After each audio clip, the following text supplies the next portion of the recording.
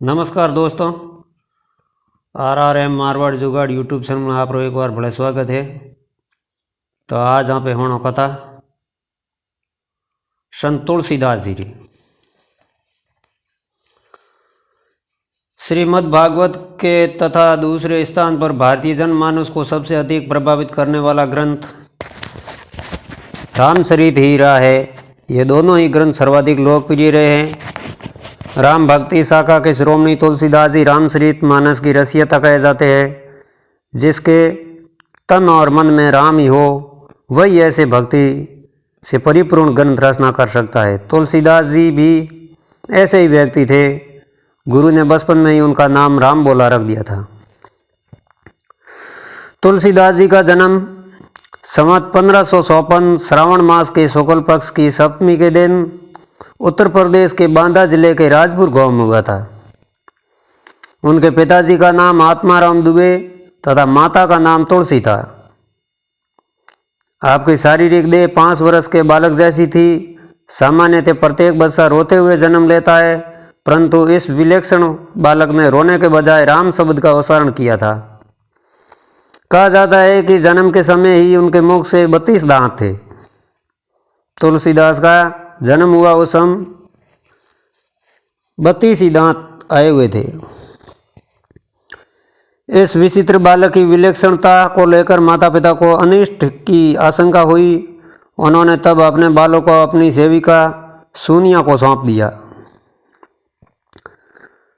वह उसे अपने ससुराल ले गई। जब तुलसीदास जी 5.5 वर्ष के हुए तो सोनिया इस संसार को छोड़ के चली गई। तब इस बालक पर अनंतानंद जी के शिष्य नरहरि आनंद की दृष्टि पड़ी। वे तुलसीदास जी को अपने साथ अयोध्या ले गए। उन्होंने ही उनका नाम राम बोला रखा था। तुलसीदास का विवाह रत्नावली जी से हुआ था। तुलसीदास की पत्नी का नाम रत्नावली था। तुलसीदास जी अपनी पत्नी से बहुत प्रेम करते थे। वह अपनी पत्नी का विछोड़ा एक दिन के लिए भी सहन नहीं कर सकते थे। एक बार उनकी पत्नी उनको बताए बिना मायके आ गई। तुलसीदास जी उसी रात छिपकर ससुराल पहुंच गए।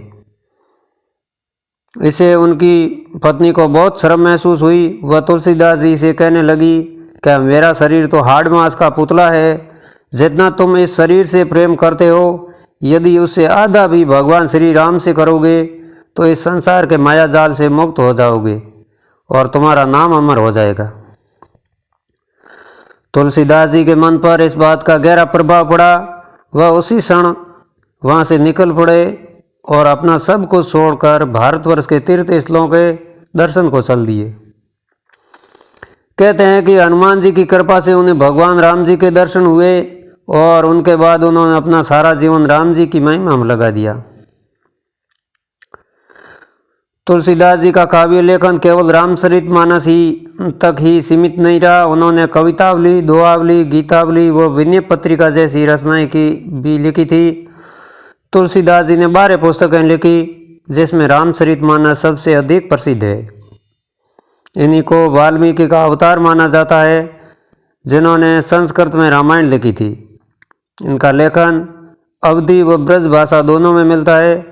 जनमानस को अधिक प्रभावित करने वाला ग्रंथ रामचरित मानस की रचना लोक भाषा में हुई। उस काल में प्रचलित दोहा, चौपाई, कविता, सविया और पद लेखन की गीति शैली को भी अपनाया। तो ऐसे हुए संत तुलसीदास जी अपने भारतवर्ष में ही, जो कि संवत 1554 श्रावण मास के शुक्ल पक्ष की सप्तमी के दिन उत्तर प्रदेश बांदा जिले राजपुर गांव में हुआ था। और उनकी पिताजी का नाम आत्माराम दुबे और माता का नाम तुलसी। तो ये थी तुलसीदास की जन्म गाथा। आपको कैसी लगी मुझे लाइक कमेंट करके ज़रूर बताना। अगर मेरे चैनल पर आप नए हैं तो मेरे चैनल की सदस्यता लेकर घंटी का बटन अवश्य दबा देना। तो आने वाले ऐसे ही धार्मिक वीडियो की नोटिफिकेशन आपको सबसे पहले मिलेगी। मिलते हैं एक नए वीडियो में। तब तक के लिए नमस्कार, राम राम और क्षमा गणित।